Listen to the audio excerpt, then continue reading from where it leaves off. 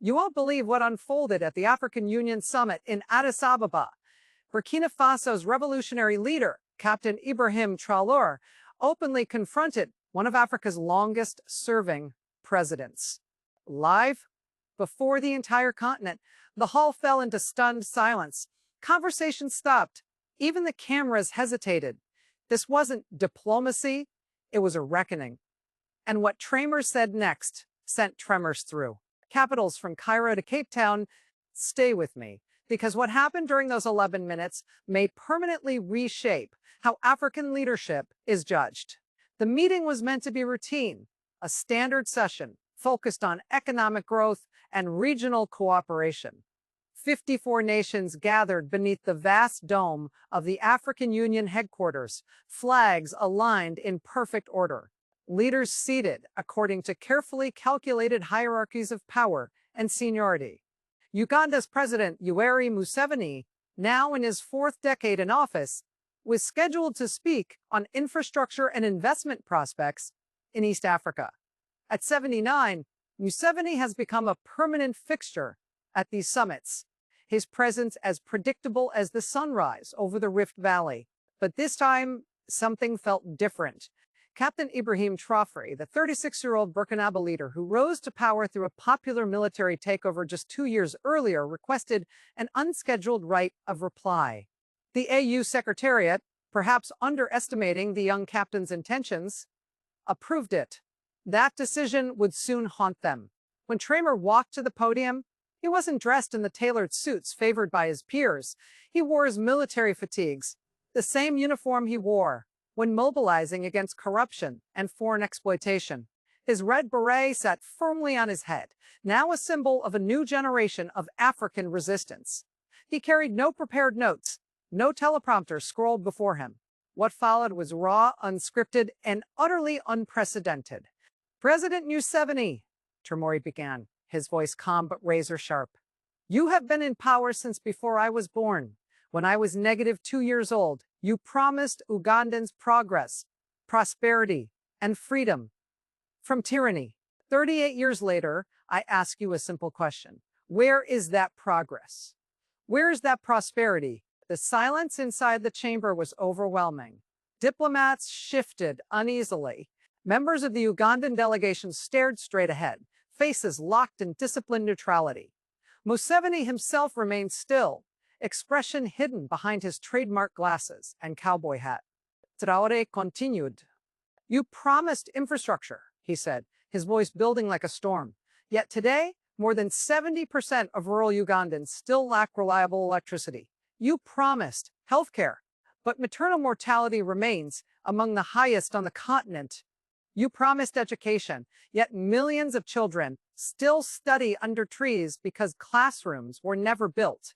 He paused, allowing each statistic to settle like dust after an explosion. But what troubles me most, Mr. President, is not only that these promises were broken, it's that they were blocked.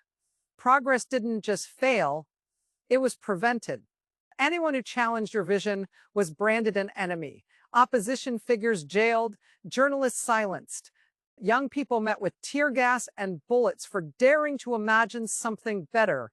According to witnesses inside the hall, you could hear every breath. The usual murmurs, translations, and paper shuffling disappeared.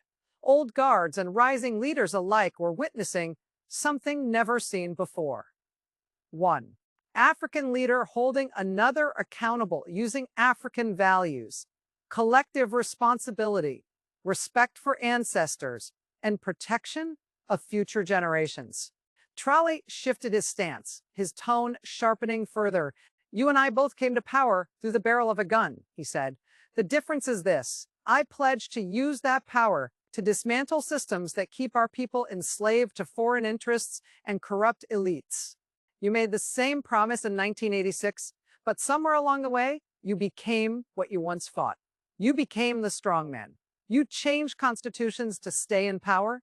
You measured success not by how much your people rose, but by how long you stayed seated. Members of the Ugandan delegation reportedly began gathering their documents. Several glanced toward the exits. Museveni remained seated, jaw clenched beneath his graying beard. What made Traoré's speech devastating wasn't just emotion, it was precision. "Let me give you numbers that don't lie," he said, pulling a folded paper from his pocket.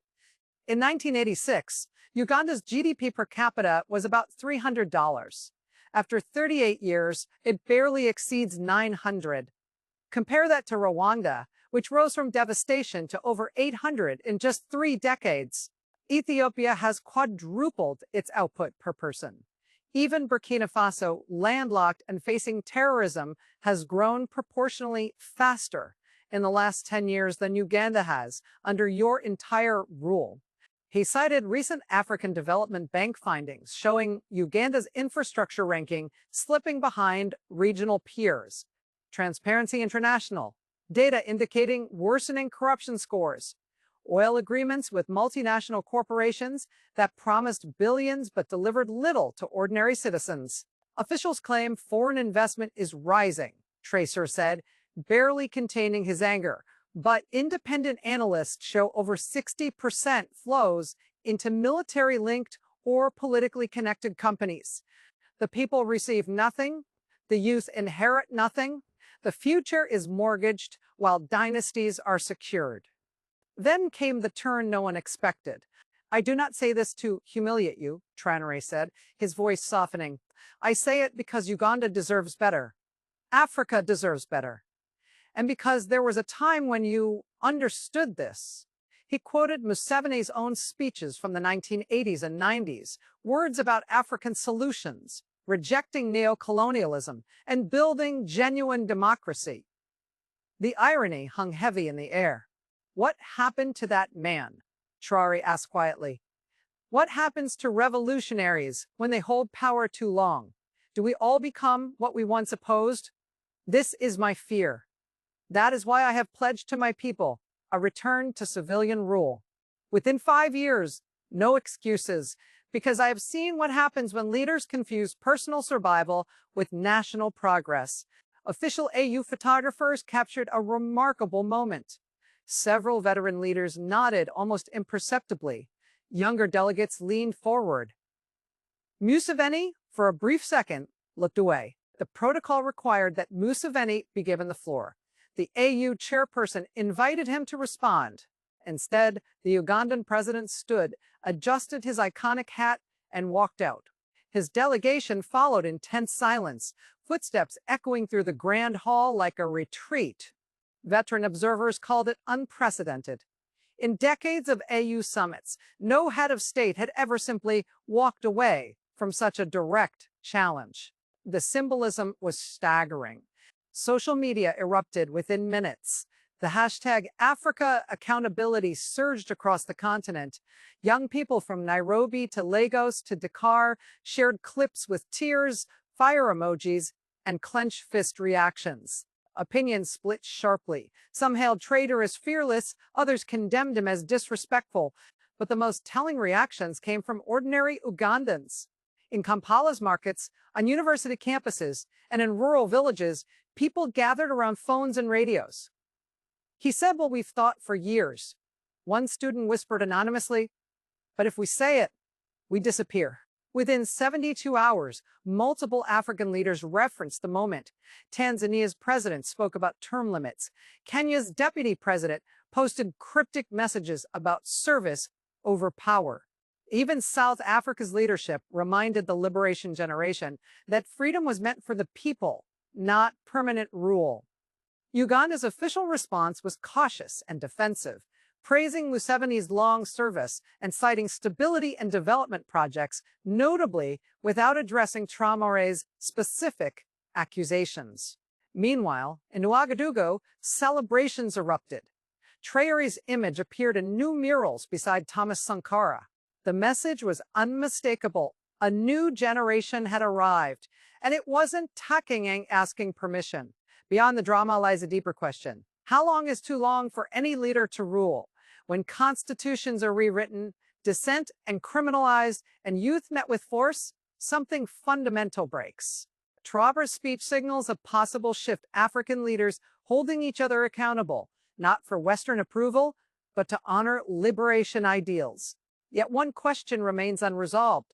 Can leaders who seize power militarily truly deliver democracy? History offers warnings.